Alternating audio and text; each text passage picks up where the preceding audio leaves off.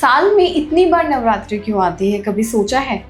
ज़्यादातर लोग नवरात्रि को सिर्फ एक रिलीजियस फेस्टिवल के रूप में देखते हैं, पूजा, फास्टिंग, सेलिब्रेशंस। लेकिन अगर आप आयुर्वेदा की नज़र से देखें तो नवरात्रि सिर्फ एक फेस्टिवल नहीं है। आयुर्वेदा के अकॉर्डिंग ये एक्चुअली नेचर का एक इंटेलिजेंट हेल्थ रीसेट सिस्टम है। बहुत कम लोग जानते हैं कि साल भर में 4 नवरात्रि आती हैं, लेकिन उनमें से 2 नवरात्रि का डायरेक्ट कनेक्शन हमारे बॉडी और सीजनल चेंजेस से होता है। आयुर्वेदा के अकॉर्डिंग जब भी सीज़न चेंज होता है तब बॉडी को एक नेचुरल रीसेट और डिटॉक्सिफिकेशन की ज़रूरत होती है। इसीलिए चैत्र नवरात्रि स्प्रिंग के स्टार्ट पर आती है और शरद नवरात्रि जो होती है वह ऑटम के स्टार्ट पे आती है। अब समझते हैं कि ऐसा क्यों। विंटर के दौरान हम नेचुरली हेवी, ऑयली और वार्म फूड्स ज़्यादा खाते हैं। घी, पराठा, स्वीट्स, फ्राइड फूड, पकौड़े, सब कुछ थोड़ा ज़्यादा ही हो जाता है। और ये गलत भी नहीं है, क्योंकि ठंड के टाइम पे बॉडी को थोड़ा एक्स्ट्रा एनर्जी और थोड़ा एक्स्ट्रा इंसुलेशन की ज़रूरत होती है।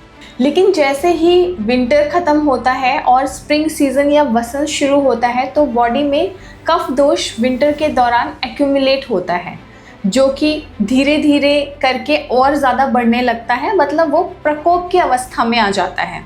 और इसी वजह से स्प्रिंग के टाइम लोगों को अक्सर प्रॉब्लम होने लगती है, जैसे कि cough and cold, seasonal allergies, skin breakouts या एक्ने, बॉडी में बहुत ज़्यादा हैवीनेस या लेजीनेस की फीलिंग रहना। आयुर्वेदा कहता है कि इस वक्त डाइजेस्टिव फायर यानी कि हमारी जठराग्नि नेचुरली वीक हो जाती है। अगर हम इसी वक्त हैवी और ऑयली खाना खाते रहें तो डाइजेशन ओवरलोड हो जाएगा। और यही जगह है जहां नवरात्रि फास्टिंग एक पावरफुल रोल प्ले करती है। लेकिन फास्टिंग का मतलब सिर्फ भूखे रहना नहीं होता है। आयुर्वेदा के अकॉर्डिंग इस वक्त कुछ सिंपल लाइफस्टाइल एडजस्टमेंट्स करना भी बहुत ज़रूरी होता है। जैसे कि सबसे पहला, लाइट और सात्विक फूड चूज़ करें, जैसे फ्रूट्स, कोकोनट वाटर, मखाना, साबूदाना, कुट्टू या सिंघाड़े का आटा।